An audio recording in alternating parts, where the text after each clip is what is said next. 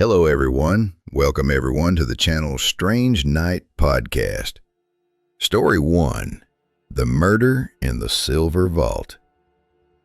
Welcome to Blood Money. Tonight we begin our journey in Geneva, Switzerland, the capital of secret banking and immense wealth.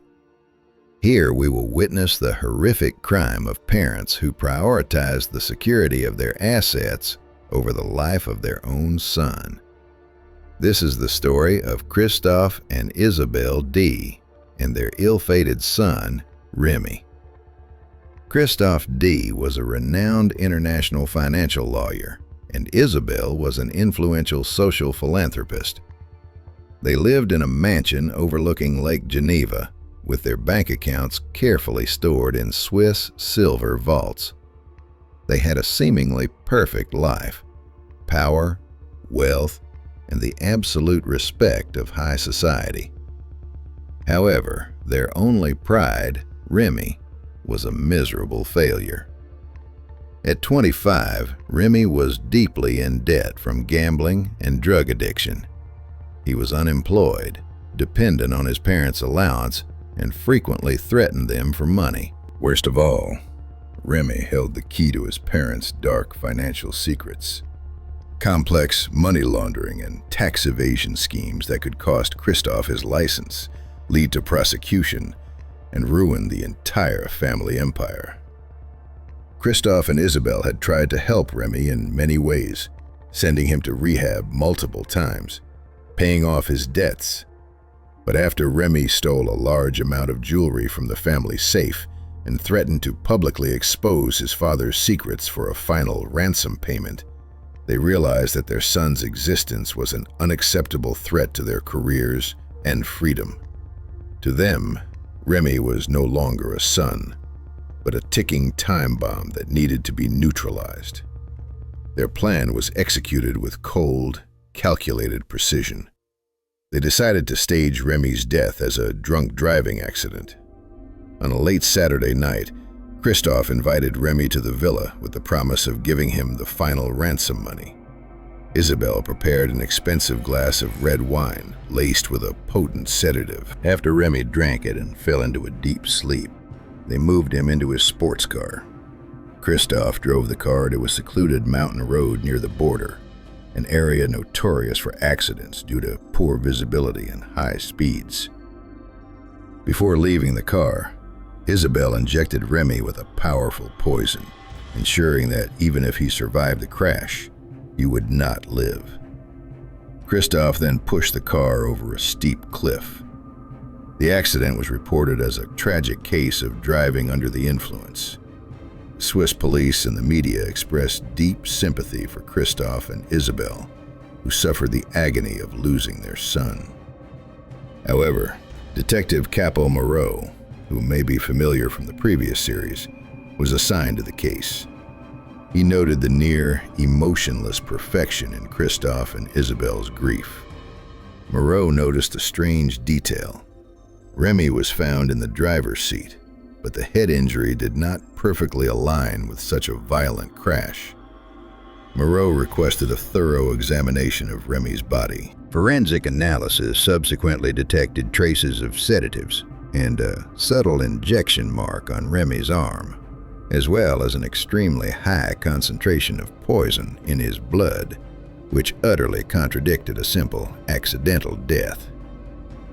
Under the pressure of scientific evidence and the threat of publicly exposing their financial secrets, Christophe and Isabelle confessed. Their statement was brief and focused on necessity. "We had to protect everything we built. He would have ruined us. It was a choice between our son and our lives." The case of the murder in the Silver Vault is a chilling story, a reminder that in a capitalist world prioritizing profit, some parents are willing to kill their child to safeguard their financial empire and social reputation. Story 2. The Final Bullet of Insurance. Welcome back to Blood Money. Tonight we head to the wild expanses of Texas, USA, where professionalism in hunting became the tool for a cold-blooded crime. This is the case of Ethan K., a renowned hunter, and the tragic death of his wife, Sarah. Ethan K. was known in the community as a talented hunter, an expert in firearms and survival. He ran a small but reputable hunting guide service. He was married to Sarah, an accountant with no experience in the outdoors life. Despite his outward appearance of success, Ethan was deeply in debt from failed speculative business ventures and an overly extravagant lifestyle. He owed his creditors significantly more than his assets were worth. The only solution for Ethan was Sarah's $3 million life insurance policy, which had been signed just a year prior. He knew that if Sarah died from natural causes or an accident, he would collect the full amount. Ethan meticulously planned his wife's murder, utilizing the hunting environment he knew intimately. He convinced Sarah to go on a weekend hunting trip to a remote private reserve in West Texas. Sarah, despite her dislike for hunting, agreed to please her husband. On a Sunday morning as they hiked through dense bush, Ethan executed his plan. He staged a scenario that required Sarah to stand in a specific spot, facing a thicket of bushes. He then deliberately created a loud noise to distract Sarah. As Sarah turned in startled confusion, Ethan shot her with his high-powered hunting rifle.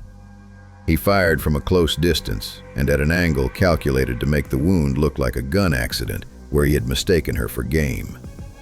Ethan made a frantic emergency call, screaming in feigned distress, claiming he had seen movement in the bushes, thought it was a deer, and had accidentally shot his wife. The case was initially ruled a tragic hunting accident. Ethan K. received immense sympathy. However, Chief Investigator David M., a veteran and a hunter himself, arrived at the scene. David was immediately uncomfortable with Ethan's explanation.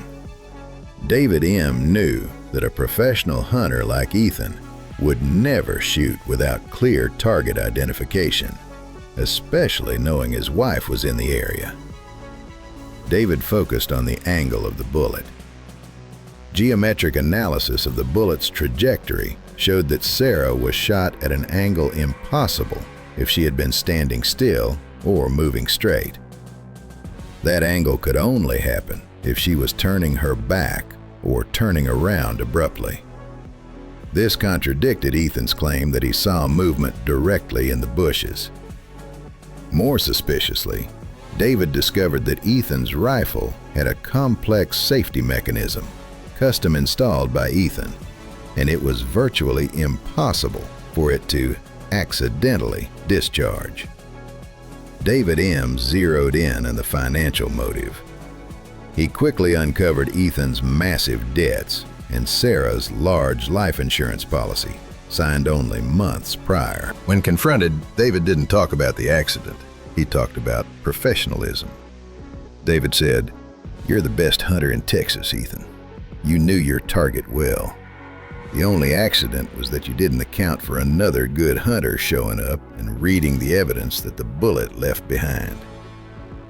Cornered by the irrefutable forensic evidence and the clear financial motive, Ethan finally confessed. He admitted to creating the loud noise to make Sarah turn, then shooting her, deliberately using the hunting rifle to make the wound consistent with the context. The case of the final bullet of insurance is a chilling warning of how greed can turn love into a target and professionalism into a perfect cloak for crime. Story 3. The Secretary's Revenge. Welcome back to Blood Money. Tonight we come to Montreal, Canada, a city of skyscrapers and major financial deals, where a wife turned her smart home into a death trap for her own husband. This is the story of Eleanor M. and the mysterious death of the powerful businessman, Victor M. Victor M. was a real estate mogul, known for his vast wealth and his autocratic personality. Eleanor M. was his second wife, 20 years his junior and his former private secretary. Their marriage was a transaction. Victor gained a beautiful, compliant wife, and Eleanor gained a life of luxury. However, Eleanor endured relentless psychological abuse and control from Victor. He treated her as little more than another luxury asset. The irony was that Eleanor, in her role as his former secretary, knew Victor's life operating system best, especially their multi-million-dollar smart penthouse. She knew every code, every routine, and every vulnerability in the complex security system. Things escalated beyond tolerance when Victor openly began an affair with another young woman, whom he even entrusted with managing a portion of his personal assets. For Eleanor, this was not just betrayal, but a public humiliation that threatened the financial security and stability she had endured years of suffering to achieve. Eleanor decided on revenge. She was determined to make Victor's death look like a tragic accident, leveraging his own hubris regarding technology. On a Sunday night, while Victor was relaxing on the penthouse balcony, Eleanor began her plan. She waited until Victor had consumed enough alcohol and used her access credentials to adjust the smart home system settings. Victor had a dangerous habit. When relaxing, he often leaned against the smart glass railing on the balcony, which was designed to automatically lock and reinforce itself during strong winds. Eleanor secretly disabled the wind sensors and reduced the tension on the railing's electronic latches. Then, she used the apartment's high-end sound control system to emit a sudden, loud noise, similar to an explosion, right near Victor. Victor, startled, stumbled hard into the glass railing. Since the latches were loosened and the reinforcement system was disabled, the railing gave way under his weight and momentum. Victor fell from the penthouse floor to his death instantly. Eleanor called the police in feigned terror, claiming an unexpected strong gust of wind had ripped the railing off, causing Victor to fall. Police and technical teams initially accepted the accident conclusion, believing it to be a rare technical fault with the smart system. However, Detective Isabel C., who specialized in tech-related crimes, noted an inexplicable detail. The smart home record showed that the wind sensors had not been triggered, but the windows and blinds were automatically closed just minutes before the incident, as if someone was trying to preemptively block an incoming strong wind. Isabel C. meticulously analyzed the system's activity log. She found that Eleanor's access code had been used to tamper with security settings moments before Victor's death. She also found a string of deleted search queries regarding factors causing glass railing failure and how to disable wind sensors. When confronted, Detective Isabel C. didn't ask about the accident, but about the marriage. She said, "He controlled every aspect of your life, Eleanor, but you were the only one who knew the code to turn the system off. You used his cruelty against him." Cornered, Eleanor confessed. She explained she had meticulously planned it for months, utilizing the knowledge she gained as his secretary. She killed Victor not just for money, but to end the abuse and to reclaim the single sense of control he had ever taken from her.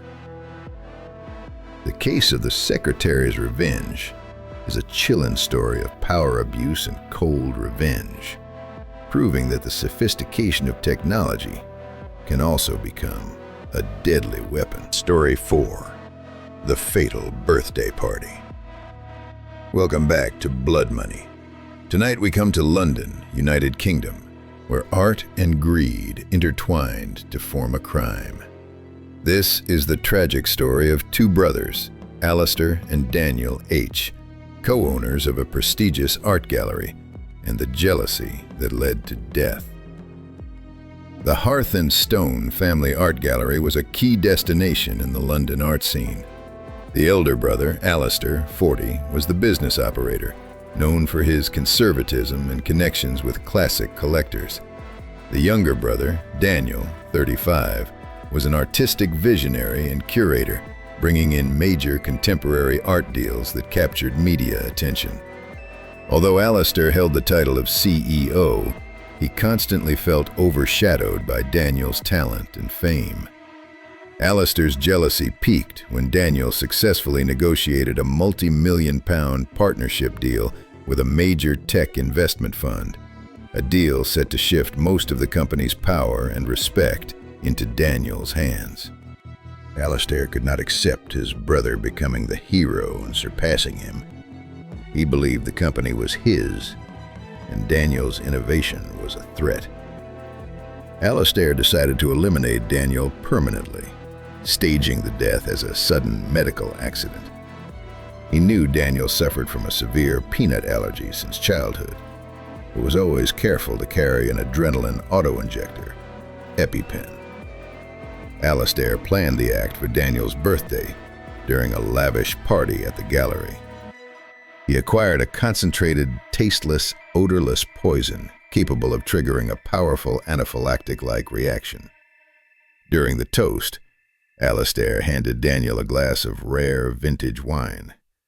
He had secretly mixed the poison into the glass, a dosage sufficient to induce a reaction similar to the peanut allergy, but with faster speed and greater intensity. After drinking the wine, Daniel quickly displayed symptoms of anaphylactic shock, difficulty breathing, swelling. Alistair feigned panic, attempted to help, and even pretended to search for Daniel's EpiPen. But when he found it, he deliberately delayed injecting it, ensuring Daniel would not survive. Daniel died right there in the gallery, in his brother's arms, in front of the high-profile guests. The case was initially ruled death by severe anaphylaxis, likely due to Daniel accidentally ingesting something containing peanuts. Alistair played the role of the grieving brother, even holding a grand memorial, solidifying his image. However, senior investigator Fiona R. of the Metropolitan Police, the lead detective, questioned the coincidence. Fiona focused on Daniel's reaction time. According to his medical records, Daniel's allergic reactions were typically slower and more manageable. Fiona R. requested a thorough examination of the party. While no peanuts were found, scientists did detect a rare plant-derived toxin that mimicked an anaphylactic immune response, but was not peanut. More importantly, Fiona reviewed Alistair's call records. She found that Alistair had called his private lawyer 2 hours before Daniel's death, discussing the urgent review of the company's line of succession. When confronted, Fiona did not focus on the poison, but on the delay in administering the EpiPen. Fiona stated, "You were the only one who knew Daniel needed the EpiPen immediately. You found it, Alistair, but you held it back. You didn't kill Daniel with poison. You killed your brother with jealousy, using the EpiPen as a ticking clock to ensure the death happened before the big contract was signed." Cornered by the evidence of his timing and actions, Alistair eventually confessed.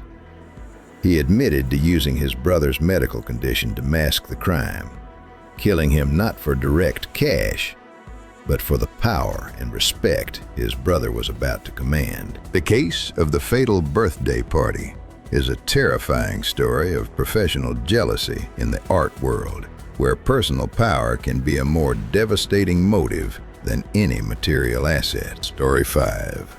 The Succession Tragedy. Welcome back to Blood Money. Tonight we stop in the affluent region of Flanders, Belgium, where a noble family buried brotherhood beneath a cruel ancestral inheritance clause. This is the story of 2 brothers, Philippe and Antoine B., who vied for ownership of a historic chateau. The B family owned Chateau de Verloren, the Lost Castle, a massive estate including the historic castle, extensive lands, and a valuable art collection. Their late father's will set a specific clause. The estate would go to the son who produced a legitimate heir to continue the lineage. If neither had a child within 10 years, the estate would be auctioned off and given to a charity foundation. Philippe, the elder brother, was married and had a young daughter named Elise. He was traditional and deeply desired to preserve the chateau. Antoine, the younger brother, was a modern international businessman, but he was infertile following an accident in his youth. Antoine believed the estate should be sold to generate massive investment profits, a notion Philippe fiercely opposed. Antoine also resented the archaic lineage clause, which he saw as deeply unfair given his personal health condition. Antoine's jealousy was not just about money, but about the power stripped from him by personal circumstance. As the 10-year deadline approached, and with the birth of Elise, Philippe became the sole heir apparent. Antoine was desperate. He realized the only way to stop Philippe was to eliminate both his brother and his young niece, thereby forcing the estate into auction under the wills clause, allowing him to use a shell company to buy it back at a low price. Antoine, who traveled frequently for business, chose a cold winter night when Philippe was alone at home with Elise. He lured Philippe out to the old stables, claiming there was a serious security breach. At the stables, Antoine used a thin steel cable and a heavy object to kill his brother, staging the death as an accident while Philippe was repairing old equipment. After killing Philippe, Antoine attempted to find Elise. He didn't want to kill the little girl, but only to kidnap her to exert psychological pressure, forcing Philippe's wife, Marie, to renounce all inheritance rights in exchange for her daughter's safety, thus triggering the auction clause. Antoine called the police, putting on a show of grief over his brother's tragic death and reporting Elise missing, suggesting she was kidnapped amidst the chaos. The case became complicated. Police focused on Elise's disappearance and Philippe's accident. Detective Jean-Luc D., the lead investigator, noted Antoine's strange lack of emotion when discussing his missing niece. Jean-Luc D. began investigating Antoine's financial history and discovered secret real estate transactions near the chateau, indicating Antoine's prior intent to purchase the property. More importantly, the detective found a technical detail in the accident. The steel cable used to cause Philippe's death was an industrial-grade cable used in Antoine's international company, not the old cable stock found in the stable. Under the pressure of the search for Elise and the financial evidence, Antoine was brought in for questioning. When the police found Elise safely hidden in the apartment of a trusted friend of Antoine, he knew there was no escape. Antoine broke down. He confessed to killing his brother because he couldn't stand the thought of losing the estate that he believed should be used for massive profit, and out of sheer jealousy over his brother's ability to have a child. He admitted, "I was denied the right to have a child, and that denied me everything. I couldn't let Philippe win." The case of the succession tragedy is a horrific reminder. When property and lineage are inextricably linked, jealousy and desperation can turn brotherhood into a fight for life or death. Story 6. The Adopted Daughter's Decision. Welcome back to Blood Money. Tonight we return to California, USA, where maternal love and inheritance greed were destroyed by a dark secret. This is the story of Eleanor C. and the death of her wealthy adoptive mother, Jacqueline C. Jacqueline C. was a successful businesswoman in Los Angeles who built a massive real estate empire. She was known for adopting Eleanor from an orphanage overseas when the girl was young. Eleanor was raised in luxury, given every opportunity in life, but Jacqueline always maintained strict financial control over her. Eleanor's life was completely dictated by her adoptive mother. Jacqueline decided Eleanor's schools, career path, and even her social relationships. She lived in a gilded dependency, craving self-determination and the huge fortune she believed would soon be hers.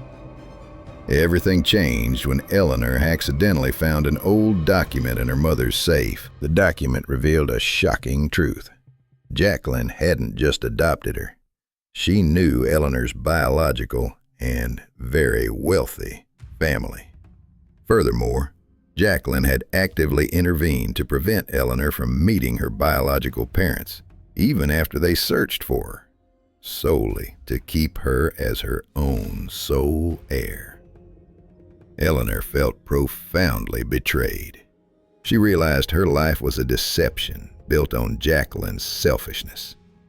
Eleanor's resentment flared. She believed Jacqueline had stolen both her biological family and her freedom. At that moment, Jacqueline announced plans to change her will.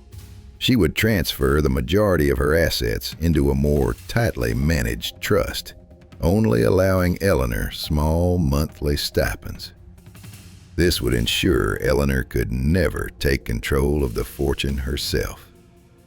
For Eleanor, this was the final act of control and betrayal.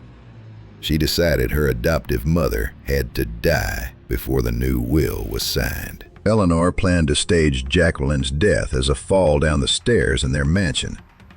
One evening, Eleanor offered her adoptive mother an herbal tea containing a mild sleeping pill.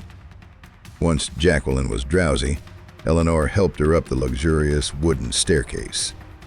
At the turn, Eleanor shoved Jacqueline violently down. She ensured the fall looked accidental and consistent with someone losing their footing due to drowsiness. Eleanor called emergency services, crying that her mother had fallen while going upstairs after taking sleeping medication. The death was initially ruled a tragic accident. However, Detective Ramon G., the lead investigator, was suspicious. Ramon had been alerted by Jacqueline's lawyer, who knew about the rift between mother and daughter and the impending will change. Ramon focused on the crime scene. Jacqueline was a very careful person and always maintained the habit of holding the handrail on the stairs. Ramon noted that if she had simply fallen, her injuries would not have been concentrated at those specific points. More critically, Ramon found evidence that Eleanor had accessed medical records and used search terms related to sleeping pill dosage and falls. The decisive detail came when Ramon investigated Eleanor's adoption file and discovered the secret Jacqueline had concealed. Ramon knew the key was the deception. When confronted, Ramon didn't talk about the accident, but about the truth. He presented the documents about Eleanor's biological family and said, "You didn't kill her for the money, Eleanor. You killed her to escape the control of the woman who stole your life. This death was about reclaiming what was taken from you." Cornered, Eleanor confessed.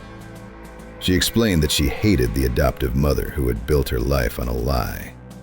She wanted the fortune to compensate for what she had lost and to gain absolute freedom. The case of the adopted daughter's decision is a tragic story of how greed and control can turn artificial affection into deadly hatred, and how the truth always finds a way to the surface. Story 7. The Anonymous Heir. Welcome back to Blood Money. Tonight we arrive in Barcelona, Spain, a city of culture and architecture, where a long-held family secret led to a deadly crime. This is the story of Salvador R., a publishing magnate, and his death at the hands of his illegitimate son, Jaime. Salvador R. was the owner of Editorial R., one of the largest and most influential publishing houses in Spain. He was a powerful man, known for his strict control over both his business and his personal life. He lived in a luxurious home with his legal wife and daughter. However, Salvador harbored a secret buried for 30 years, a son named Jaime, born from an affair with a poor woman. Salvador provided for Jaime financially over the years, ensuring he had a comfortable life, but strictly forbade him from accessing his upper-class circle or demanding any public recognition. Jaime grew up conflicted. He possessed his father's intelligence and talent, but was denied the social status and the opportunity to thrive within the publishing empire. He worked as a freelance IT specialist, secretly monitoring his father's company. When Salvador's health began to decline, Jaime decided to act. He demanded Salvador recognize him as his son, place him in a senior management position within the company, and add his name to the will. Salvador adamantly refused. He feared the scandal would ruin his family's reputation and the company, especially as his legitimate daughter was preparing to take over. Salvador cut Jaime's allowance and threatened to sever all contact if he did not retreat.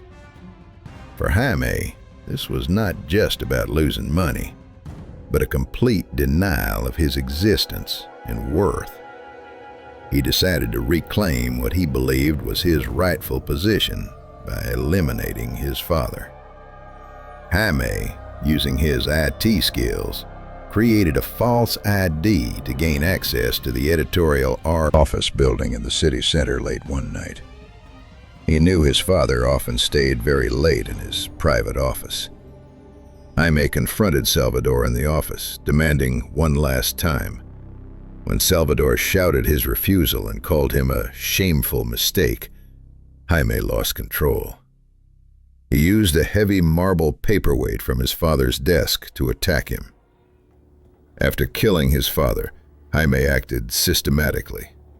He used his technological skills to access the company's computer system, deleting all files and messages related to the transactions and relationship between him and Salvador.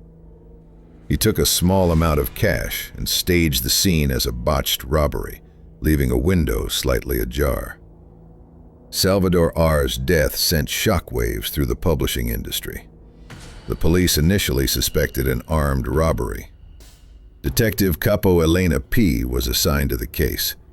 Elena noted several inconsistencies with the robbery scenario. The thief took only a small amount of cash, ignoring much more valuable artwork and personal computers full of valuable information.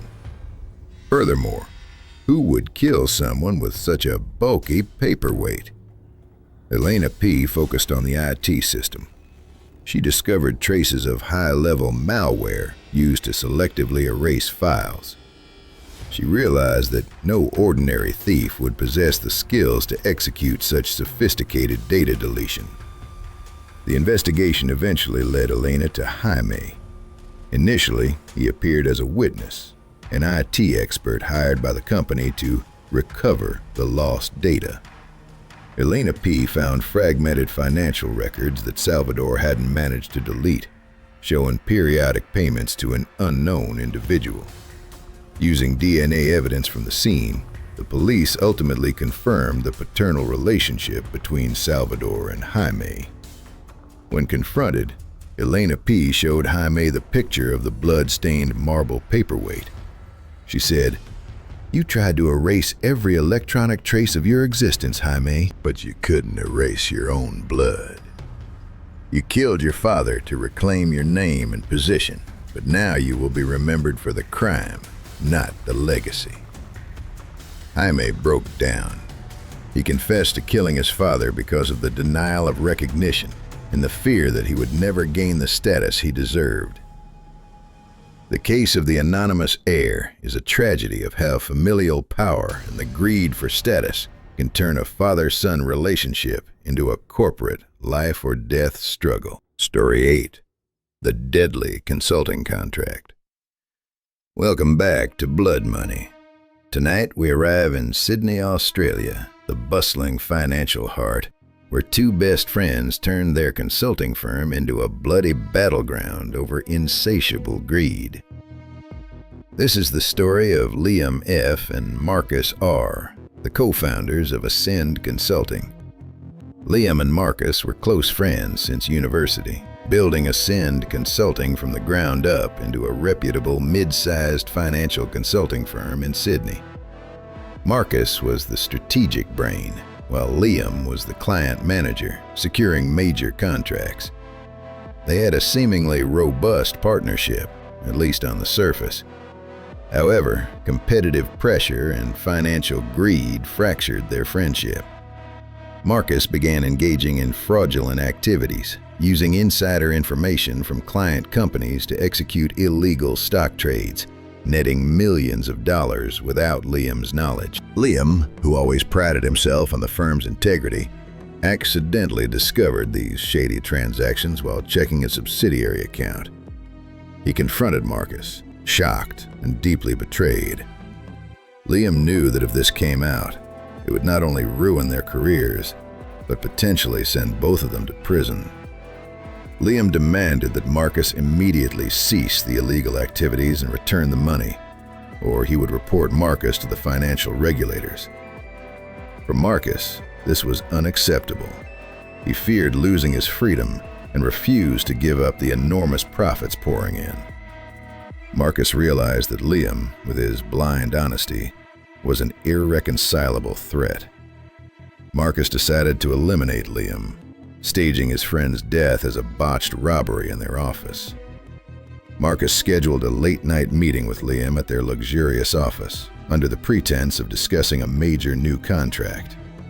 Marcus had prepared a heavy metal baton, often kept in the office as a decorative item. When Liam confronted Marcus with the evidence of the fraud, Marcus attacked his friend from behind. After killing Liam, Marcus meticulously staged the scene. He ransacked drawers, took a small amount of cash and cheap electronics, and deliberately smashed a window to suggest a break-in. He intentionally left Liam's laptop, which contained important company documents, making the police believe the thief was only interested in easily obtainable items. The case was initially viewed as a break-in and robbery that turned violent. Detective Senior Constable Fiona Kay was assigned to the case.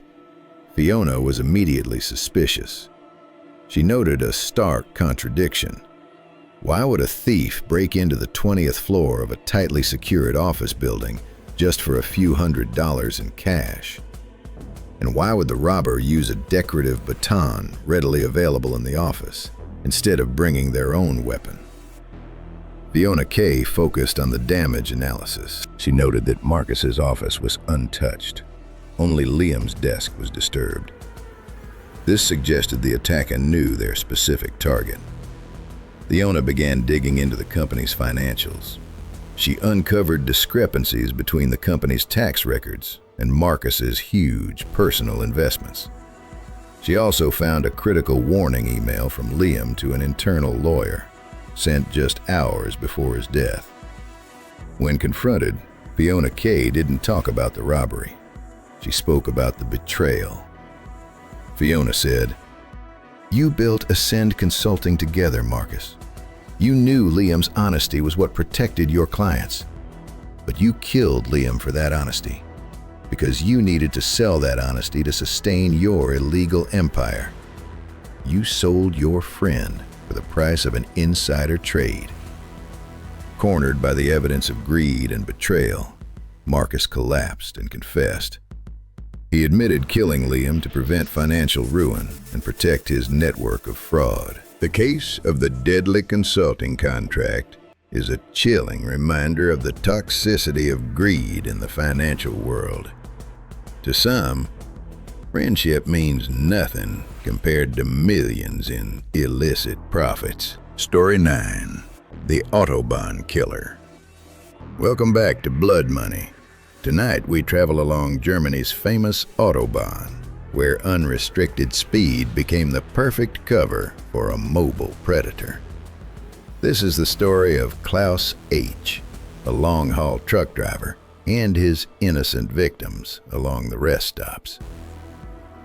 Klaus H. was a solitary man, living a lonely life on the highways.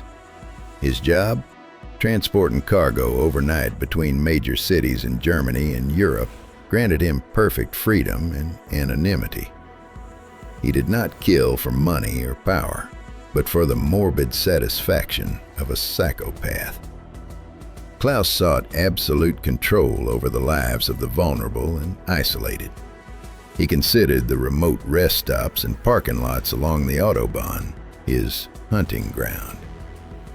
Klaus H. targeted the most vulnerable: lone sales personnel on the road, backpackers, or refugees seeking transit, people whose disappearance was highly probable and would attract minimal immediate attention. Over a span of 2 years, there was a series of disappearances along Germany's main transport corridors, from Berlin to Munich. The victims had no obvious connection other than that they all vanished near remote service stations during the night. Local police initially treated these as isolated cases linked to human trafficking networks or routine robberies. Special investigative team Commissar Richter was formed to review the files. Richter noticed a disturbing pattern. All disappearances occurred within a certain radius, and the investigator was able to link them to the transport routes frequented by a specific truck. Richter began utilizing Germany's high-tech tools, GPS tracking data from trucking companies, and the traffic camera system along the Autobahn. Data analysis software filtered through thousands of shipping records, eventually zeroing in on one particular vehicle, a refrigerated trailer driven by Klaus H., recorded stopping almost perfectly at the time and location of all the disappearances. Richter and his team placed Klaus H. under discreet surveillance. They noted a subtle deviation in his behavior. Klaus always spent an unusual amount of time cleaning and disinfecting his refrigerated trailer after every trip. Richter obtained a warrant to search the truck. Inside the refrigerated compartment, they found DNA traces from multiple different individuals, along with small amounts of clotted blood that had been thoroughly washed but remained in the crevices. This indicated that Klaus had used the sealed compartment to confine and potentially murder his victims before disposing of the bodies. When arrested, Klaus H. showed no surprise. He offered no resistance. During the interrogation, he remained cold, almost proud. Klaus confessed to killing 6 people. He explained that he never wanted their money, only the feeling of roadside power. He believed his job gave him the prerogative to move and hide his crimes, viewing his victims as stains no one bothered to look for. The case of the Autobahn killer is a warning about the dark side of modern capitalist infrastructure. Speed and mobility are designed to transport goods and money, but they can also create perfect spaces for crime. Story 10. The Ashes of the Dynasty. Welcome back to the final episode of Blood Money. Tonight we conclude our journey in Bordeaux, France, the heart of the luxury wine industry, where a dispute over a precious legacy turned into catastrophe. This is the tragic story of 2 cousins, Etienne and Luc D., and the devastating fire that ruined Chateau Delacroix. Chateau Delacroix was a renowned winery and vineyard owned by the D family for generations. Following the uncle's death, control was split between the 2 cousins, Etienne and Luc. Etienne D. was a cold businessman, experienced in international finance. He believed the winery was outdated and wanted to sell the entire property to a Chinese luxury beverage corporation for hundreds of millions of euros for immediate profit. Luc D. was a traditional vintner who had dedicated his life to the vineyard. He fiercely opposed the sale, viewing the liquidation of Chateau Delacroix as a betrayal of the family legacy. Luc believed the family's true value lay in the quality of the wine and its history, not quick profits. The confrontation between them became intensely strained. Etienne used his power and legal maneuvers to force Luc to agree to the sale. Luc, desperate and cornered, filed a lawsuit against Etienne and attempted to stall the proceedings. Etienne, unable to wait and wanting to quickly finalize the deal to collect a massive commission, decided to eliminate Luke. He believed that if Luke died in an accident, the lawsuit would be dismissed, and he could swiftly sign the sale contract. Etienne meticulously planned the arson. He knew Luke often worked late, alone in the cellar and the office above it, monitoring the fermentation process. Etienne bought a large amount of flammable liquid and prepared a simple, timed device. On a Sunday night, Etienne secretly entered the winery. He poured the flammable liquid around Luke's office area and the old cellar. He set the timed device, ensuring the fire would erupt when Luke was inside. The fire spread quickly and violently. Luke, trapped in the office, could not escape. He died in the blaze, and a significant part of Chateau Delacroix turned to ash, along with many precious barrels of wine. Etienne provided a tearful statement, claiming it was a tragic accident due to an old electrical short circuit in the winery. The fire was initially ruled accidental. However, lead investigator Capitaine Lefebvre of the Gendarmerie, French police, who took charge of the case, was suspicious. Lefebvre was a local and knew the ancient architecture of Chateau Delacroix well. He knew the electrical system in that section had been recently upgraded.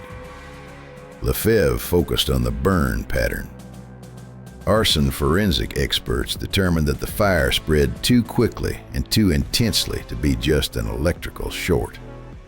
This strongly suggested the use of an accelerant. More critically, Lefebvre discovered that Etienne had tried to access Chateau Delacroix's insurance records just hours after the fire, showing a peculiar interest in financial gain immediately following his cousin's death.